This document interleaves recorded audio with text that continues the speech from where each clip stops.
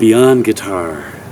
The whole idea is to get deeper into our involvement with our art and approach it in such a way so that when we go on stage and perform it, or go in the studio and perform it, or whatever, that we're digging into areas that are absolutely as far as we can go with ourselves, and then expressing from that perspective. The most important thing that I teach in my teaching is something that all animals do to survive in the wild, and that is they get quiet inside and they listen and they observe. So I have an acronym for this. It's BASH, and that stands for breathe. So the best way to calm down overabundant adrenaline is to take a big deep breath and let it out slowly. And you immediately feel good when you do that. And then do it again and again. And after a while, you realize that there's less adrenaline going through your bloodstream because your heart rate has slowed down. That makes sense. Yeah. And you get centered. You get centered, and your body recognizes that now you are in control of the adrenaline, and that is very empowering. Breathe slowly and deeply. When a animal is out in the woods, maybe they've just run away from something that's chasing them, they have to calm their breathing so that they can listen. And so it's all about breathing. BASH. A is for awareness. So the second thing you do is put your consciousness in your toes, your legs, your knees, your earlobes, any place that your body goes, put your consciousness there and be aware of everything that's inside you all at once. And that feels really good to do that. And when you do that, it kind of it puts the focus somewhere other than whatever you might be fearful or doubtful about or apprehensive about. Awareness. And then you really feel yourself. BASH. S is for seeing. So then see the whole picture instead of picking out individual things and thinking chair, breasts, It's what someone's saying, just get the whole thing. Yeah, you just see the whole picture as one thing. And it's just kind of silent. You just observe the whole picture, like a wild animal would do. If they're out there in the wild, they want to see anything that's moving. BASH is for hearing, and then you listen like your life depends on it. So let's say you're in the dressing room before you're going to go on a national TV show. You are nervous. You're about to go on The Voice as a guest artist, for instance. And that's the biggest show on TV. And you've played thousands of shows, you're a seasoned performer, but this is nerve-wracking. So, you're in the dressing room. You're breathing slowly, deeply. You're aware of everything in your body. Your consciousness is throughout your body. You're seeing the dressing room as just one thing, and you're listening like your life depends on it. When you do that, you get focused. And that focused state isn't on anything apprehensive, it's just observing, which is what a wild animal does to survive. And you'll be able to do it, when you first start trying to do that, you'll be able to do it for maybe a half a second, and then you get so excited because it's incredible when you can do it. And so during the day, I probably do it 100 times a day, when I remember, like you're driving or whatever. if I come into a situation where I've got to be on, I'll just do that. And the more you do it, the better you get at it. And you can turn on that focused state. And my God, it is really powerful. It really works. I got to relearn this now because it's. Well, that's good that you have to relearn it. See?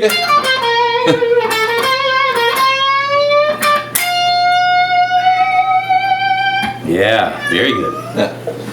And that's Howard recording backwards, right? Yeah. So,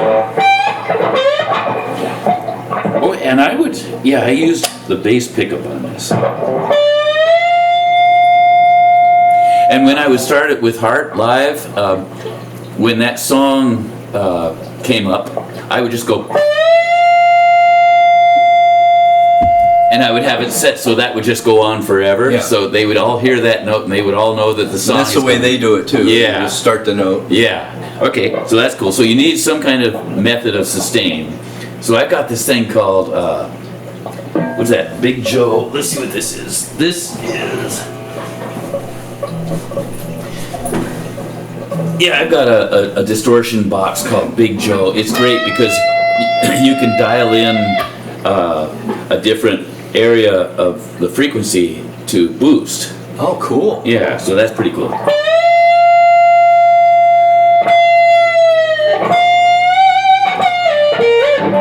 Okay, here we go.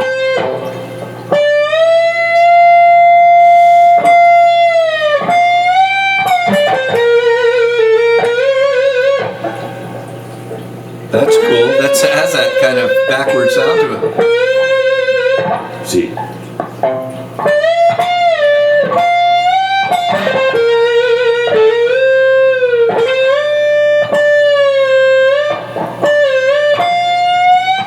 Yeah.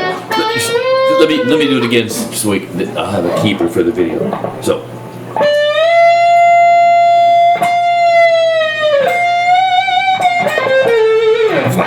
Okay, here we go.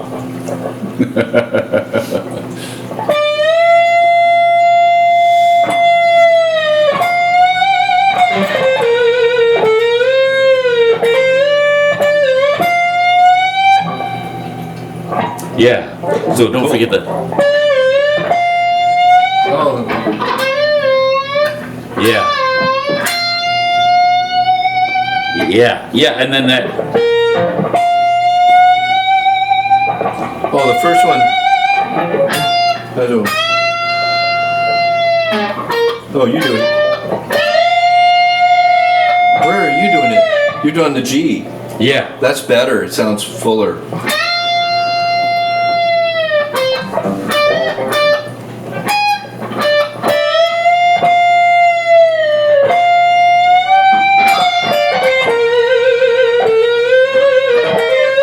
I like how you do that.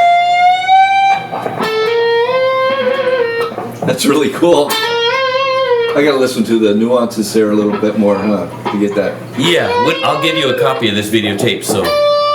Okay. Okay, so that's good. That's cool. Right, and then so after that, I would turn off my distortion booster or my sustainer. If you're using a compressor, you can just leave it on. But it's just unlimited sustain.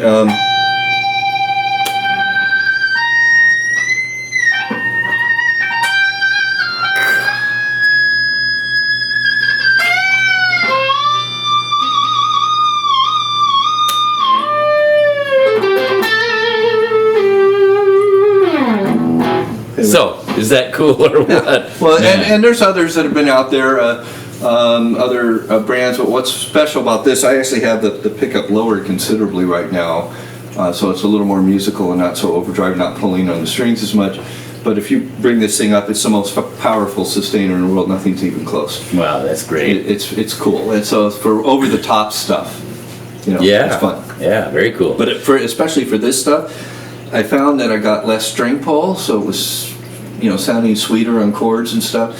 And that with the right amount of compression, you don't need this much. So, I have plenty. Yeah. So then, Okay, so we started that solo on the neck pickup, and then for rhythm,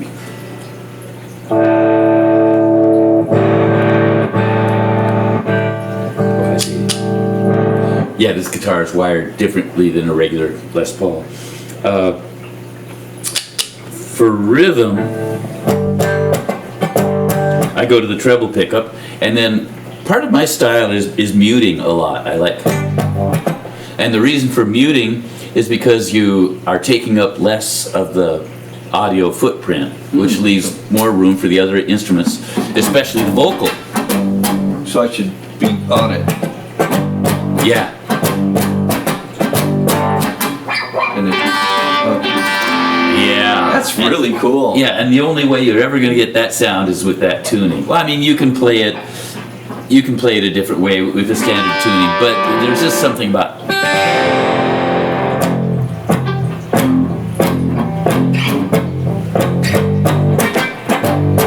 Next is the.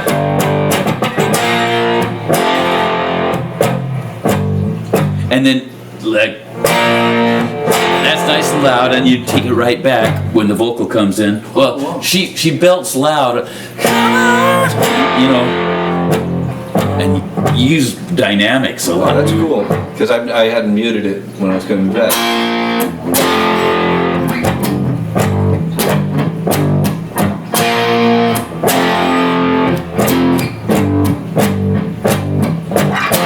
I open it.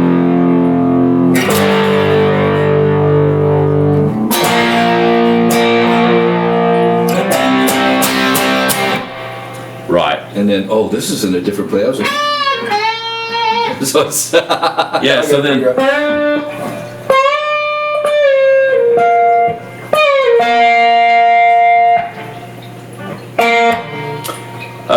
That's Howard's part, so I'm not teaching Howard's part here, but it's.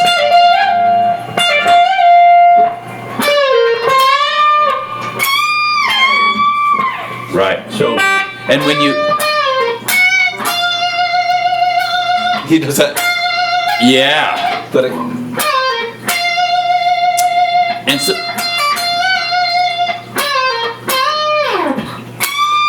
it's actually easier to hit that high note because normally you Yeah. have to jump up 2 frets. Yeah. So, and then we'll give close-ups of this too after we get the main body of this thing done. But I'll say one thing about this tuning is that you'll have to keep. I mean, it's best to tune this up way before you're going to perform it live because you'll want to stretch those strings over and over.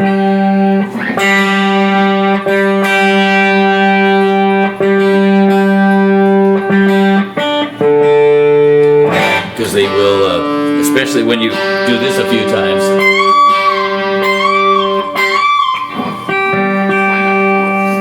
They'll go flat. Right. Okay, so that's that whole part.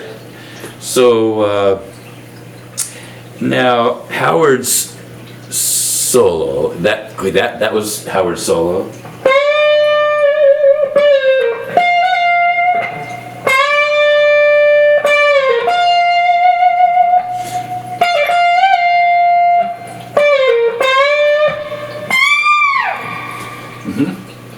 And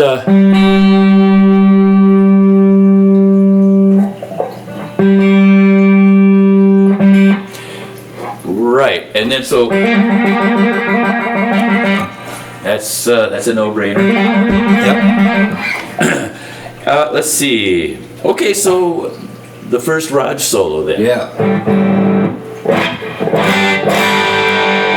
I'm going to need some help with, I don't know if you just do it by feel, but one of my hardest things with that is the entrance. I can't tell where to do it. Let me just make sure we're still rolling here. It's all good.